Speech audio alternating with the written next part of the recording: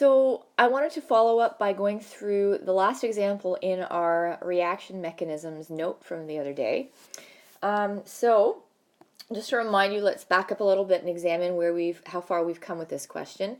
So if we're looking at an overall reaction for three elements reacting to form a single compound, we can see right off the bat that that is a collision that's unlikely to happen. That's a reaction that's unlikely to happen in a single step. And we can see that because we have, 5 atoms here that are colliding to form a single compound. And so the likelihood of that is pretty low.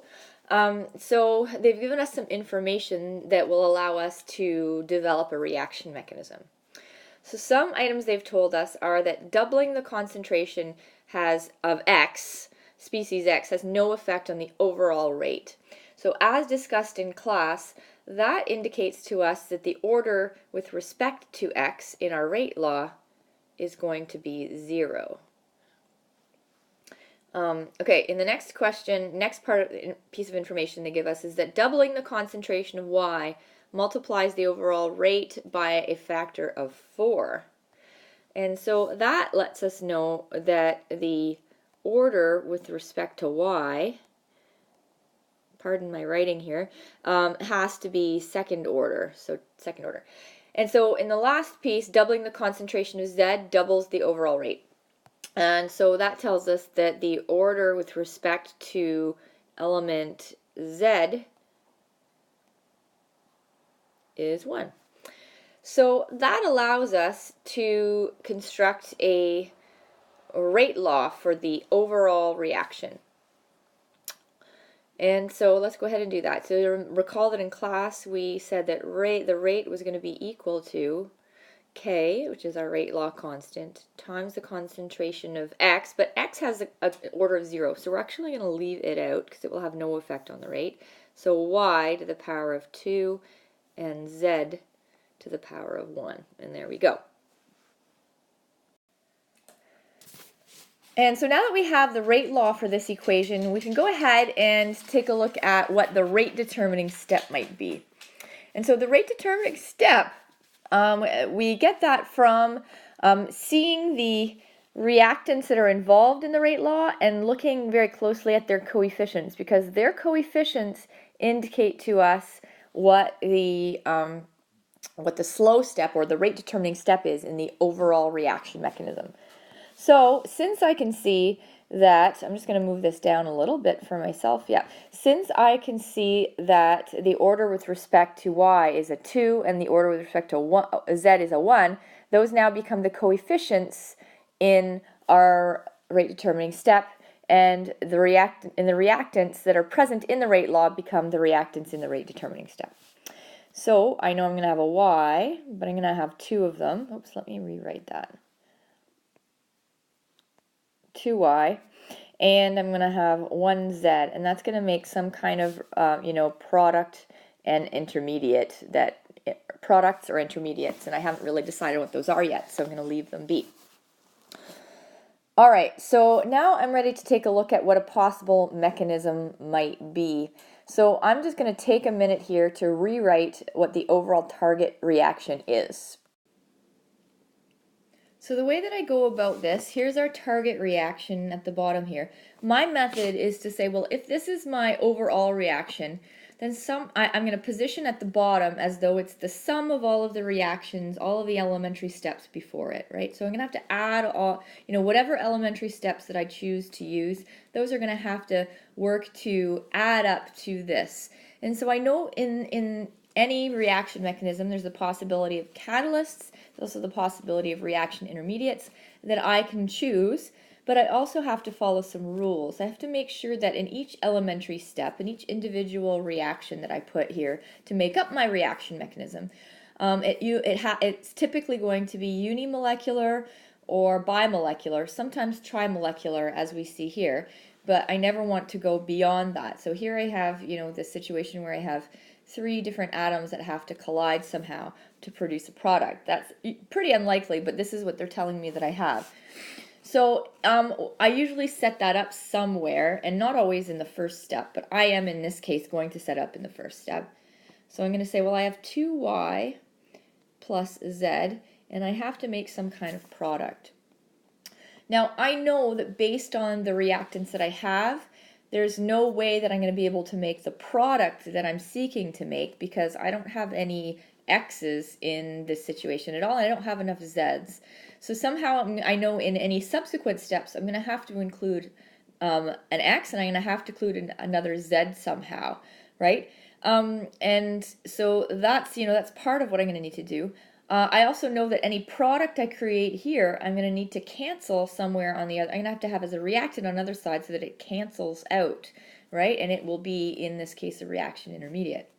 So I'm just going to choose to make a product like 2y.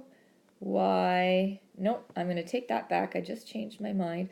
I'm going to make this y to z. So that's going to be my product in this first step, this first elementary step. And so I know in a subsequent step I'm going to have to position that y2z in a way that it cancels out nicely. So I'm going to do that right away. I'm going to say, well, y2z. Let me write that a little bit more clearly. y2z. And so now it will effectively cancel out. And what I'm going to do is I'm remembering that I need another Z. Right now, if I were to add these reactions up, I would only have the one Z. And so I'm going to go ahead and add in another Z. And then that will take care of, I've got these little check marks for myself. I've already taken care of the 2y. Now I've taken care of the 2z. And so I'm going to choose to go ahead and combine these. And when I do that, I end up with y2. Let me make that a little neater. y2, z2. Right? And so far, what I can go ahead and just, if you want to, just for visual sake, you can say, all right, well, I've canceled that reaction intermediate out. All right, so what is left that I need to add into my reaction mechanism is this X and this X, Y2, Z2. And so it looks to me like I'm almost there. So I'm going to add in, I'm going to add in a third elementary step. And I'm going to have to cancel out the product that I formed in the previous step, this Y2, Z2, because it doesn't appear as a product in my overall reaction mechanism. So Y2, Z2.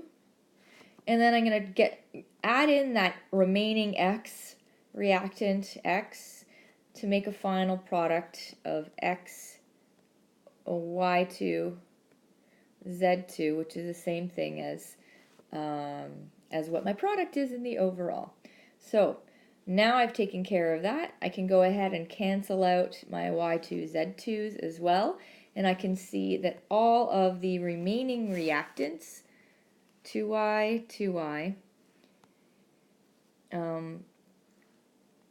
2z's, 2z's, x and x, and then I finally have this x, y2z2, and x, y2z2. So there I go, and I'm done. I've met all the criteria of my reaction mechanisms guideline set, and so I'm good to go. Okay, so last question is, well, what are possible reaction mechanisms, or sorry, reaction intermediates? So in this case, I'm looking to see, well, what are any reactants, or sorry, products rather, that form and then get used up in a subsequent step and no longer are part of the overall reaction. So I've named them already. I can see that Y2Z is a reaction mechanism because it's a product in step 1, and then a reactant in step 2. I can also see that Y2Z2 is another reaction intermediate because I've created it in step 2 and then used it in step 3. So I hope that helps to clarify reaction mechanisms a little bit and how I go about working through it. And what I'm going to do next is give it a go to try a different reaction mechanism that would also be valid and that would require research to kind of identify as being the true reaction mechanism.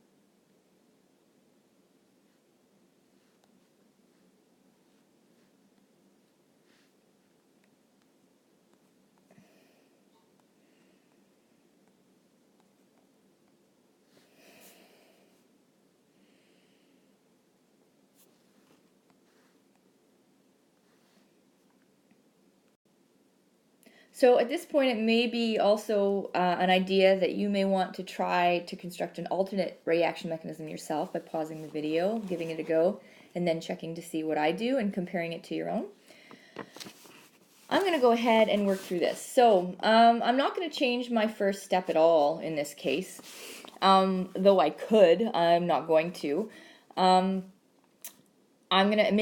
do a third example and we'll see how that goes. Anyway, I'm going to go ahead and say, well, maybe I'm making some Y2Z again. I'm just going to let these collide.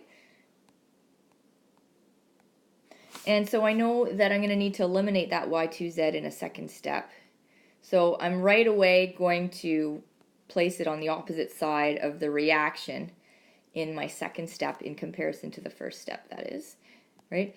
This time I'm going to say, well, I know I need an X, so I'm going to give it a go to try and put an X in now and create a product with X, Y2, and Z. So let's put that in. So if I do that, one possible product could be X, Y2, Z, and then I'm good to go. So again, now I've created this product here, X, Y2, Z, that is not in my finished overall reaction, so I need to get rid of it in my next elementary step. So I'm going to do that right away, just so I don't forget.